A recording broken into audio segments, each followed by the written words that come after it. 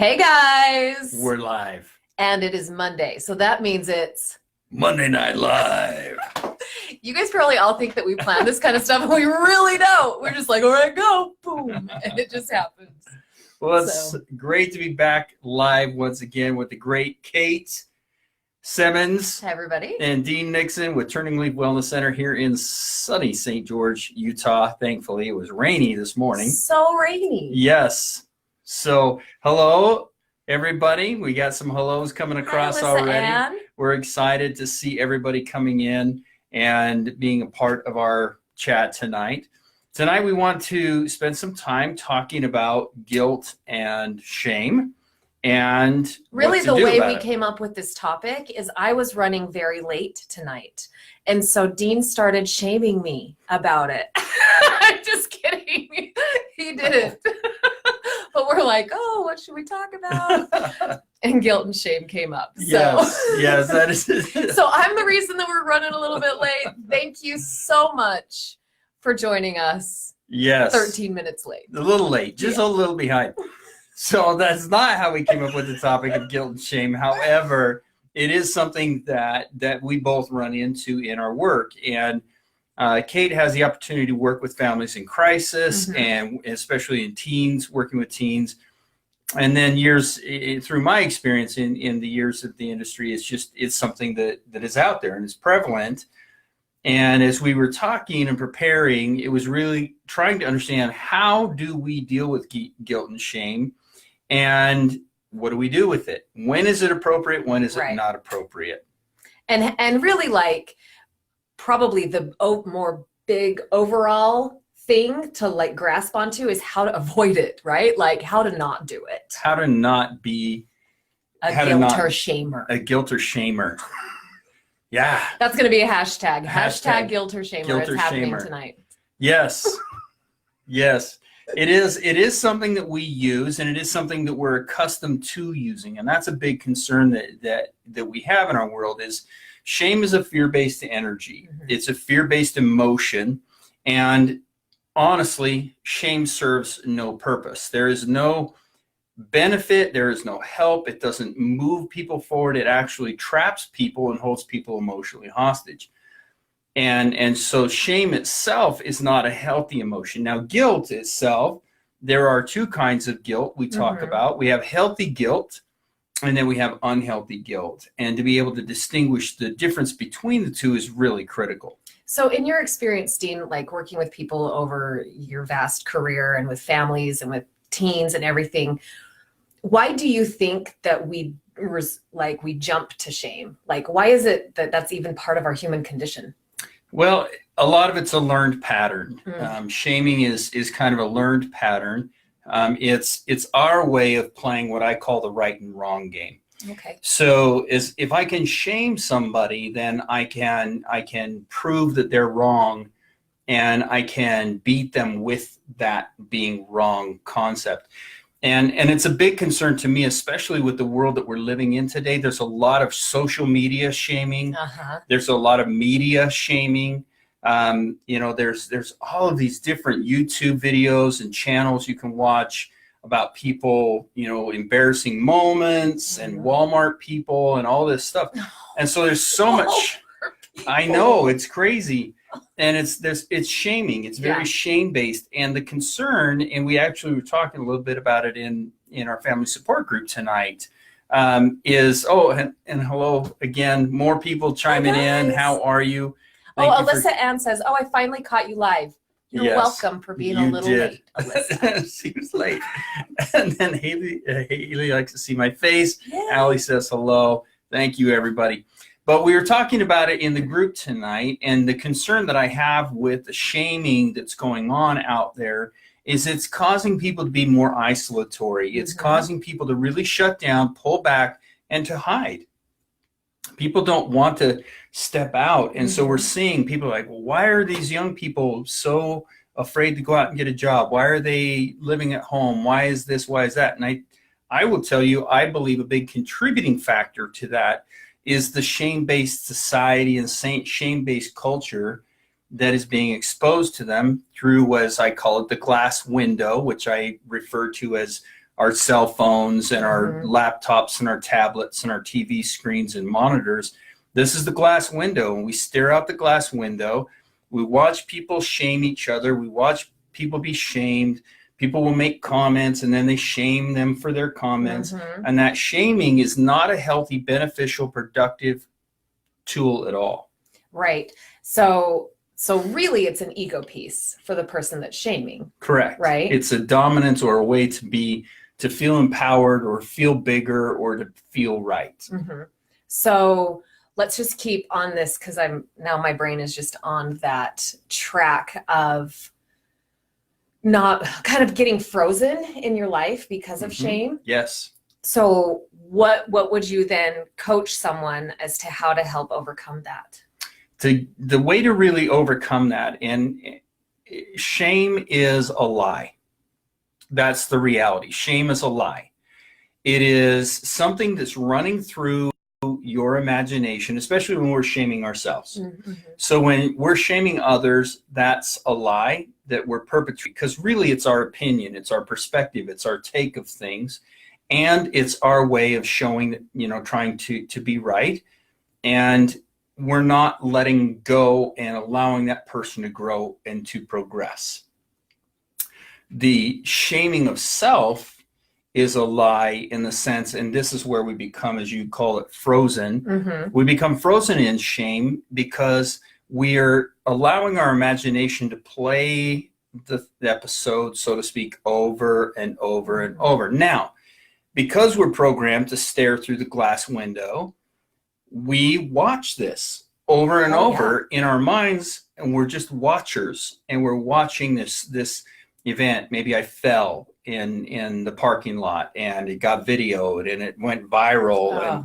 And in my mind, it's the same thing, where it's gone viral in my head, where maybe I did something or I said something or I made a mistake in my life or somebody shamed me and I ran with it, and it's viral. It's gone viral in my head, and it just plays over and over and over. So the counter to that is, if it's a lie, then we have to focus on what? Reality. What is true? The truth. Yeah. We've got to focus on the truth. What is true? The truth is we're human. Mm-hmm. The truth is that shame serves no purpose. So me doing this isn't benefiting me. It's not progressing. And I have to kind of snap to reality, because I'm staring out the glass window. That's not reality out there. There's nothing real on the other side of this screen here. It's just electronics. What's real is here. Me, tangible. You, tangible. That's real. So I have to focus on that. I have to focus on the humanity. I have to focus on who we are as a human, who I am as a human being. Isn't it interesting too, like when we're going viral in our head, how we think that everybody notices that and nobody does. Right. Yeah. Because everyone's so obsessed with their own viral that's going on inside their own heads, right? Right. And afraid of being shamed themselves. Right. And that's why, we become immobilized, even in our society.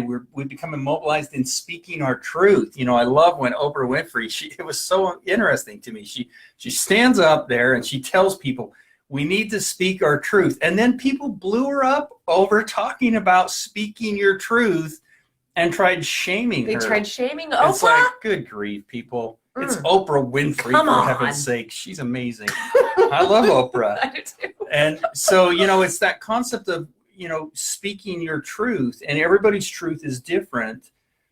And so we have to embrace the truth we're in. We have to embrace who we are and step into the truth of who we are. The truth is we're a mess. Every single one of us, we're just a hot mess.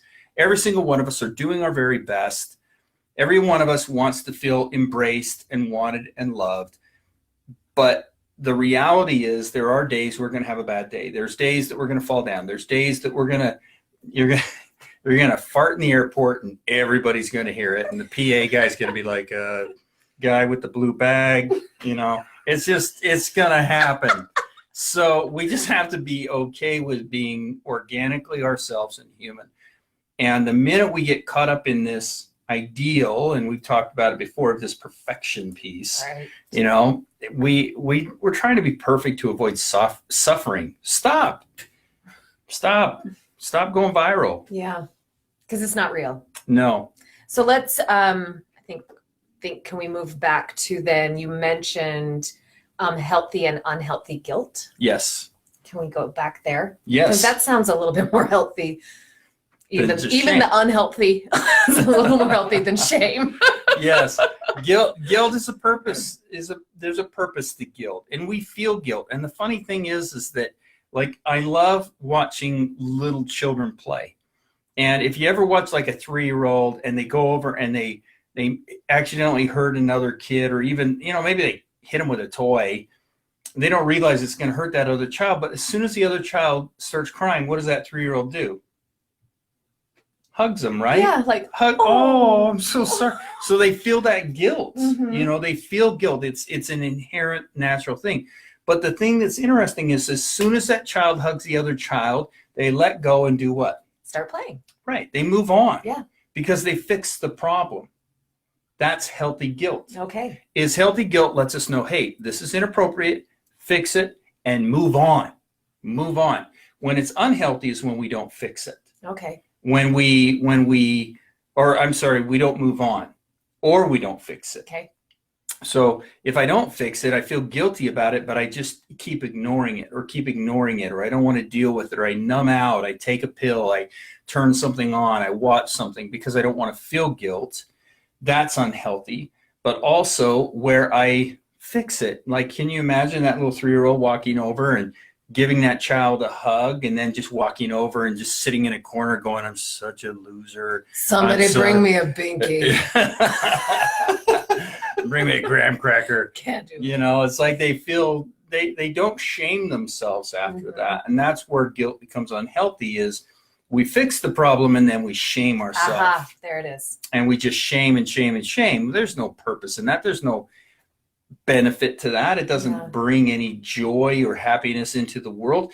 But apologizing, fixing the problem does. That brings a lot of healing. That brings a lot of happiness into the world. Mm-hmm. And I like how you said that healthy guilt helps keep us on track, right? Yeah. Like, that's really important, to be able to keep yourself in check, make sure that you're doing good, you're loving people, all that kind of stuff. So I really like that part of it. And certain people are going to feel guilty about certain things. Mm-hmm. That's the intriguing thing, is everybody has a different understanding of the world, and based upon their understanding of the world are the things that they'll feel guilty about. There are some people that have become so unhealthy that they just don't feel any type of guilt, and that's not okay. Right. But then there's those that have been either in situations growing up that have affected them in a really adverse way, and they feel guilty over everything. They feel way too guilty. It's like somebody coughs in an airplane. Oh, I'm sorry you're sick. It's like, you had nothing to do with that. Right. Mm-hmm. But they feel guilty and they feel like they have to fix it. And so there's all these little nuances that, based upon who we are, how we were raised, and the things that we struggle with, we will feel overly guilty, or we may not feel guilty at all. And that's where we just want to get guidance, and we want to maybe sit down and go, hey, I need to understand what's going on with me. Right. And then that's what I love, how you always bring it back to that, like, help me understand. Yeah. Right. Like, not what's wrong with me, like, help me figure this out. Yeah. Because what's wrong with me is just shaming yourself. Yeah. True. Yeah. What's wrong with me? What's wrong with me? What's wrong with me? It's just shame. And we just, oh God, I'll tell you, if I sit around and focus on what's wrong with me, I can find a lot. I can't find very much. I believe that. No. One big work in progress. That is very true. We both are. We all are. Every single one of us out there. Thanks for being here with us, by the way, guys. That means that high five, you are growth mindset, and we love that. And we are grateful for that. Everybody tuning in, and thank you for those chatting. I don't know if more. You may have to slide that up and see if we got a few more. Oh, we totally do. Got a lot of people tuning in and commenting. So hello, everybody. Thank you for the hellos. Allie, we can't get Bo to do these lives with us. We're trying. Yeah, Bo. She's for those of you that don't know Bo, she is our one of our big main people here at Turningleaf. Getting her live, Allie, I would love to do that. I'm working on it. Real big. She's fighting that. So, but it has been a lot of fun to be with you all tonight. And hopefully everybody will be able to take something from this tonight and really be able to learn the difference between when we understand the difference between healthy guilt and unhealthy guilt, when we understand where our guilt triggers are, if they're healthy or unhealthy, then the next step is really setting boundaries with it. And if you need more help on this, if you're like, oh, how do I do that? Or I need more help, we're here. Yeah, we got lots of awesome stuff going on. We're here all the time. So thank you for tuning in to Monday Night Live. Yes, with Dean and Kate. With Dean and Kate. competing with the game once again tonight. I've got to hurry home. I got to see where my fantasy football is going to wind up tonight. I hope I win. Anyway, thank you all. We do have a level 4 this weekend, and we're going to be checking in with you in our story, like via Snapchat and Instagram and on the Facebook. So yes, wherever your social media platform heart desires, we'll find you there. Yes, and you reminded me. We need to remind everybody. So we're going to be doing lives once a week. Right. But then we will be posting in our story. Mm-hmm. So you'll see some things pop up in the story. I don't know what all this means. Kate's teaching me. Sydney's teaching me. I have no clue. I'm old.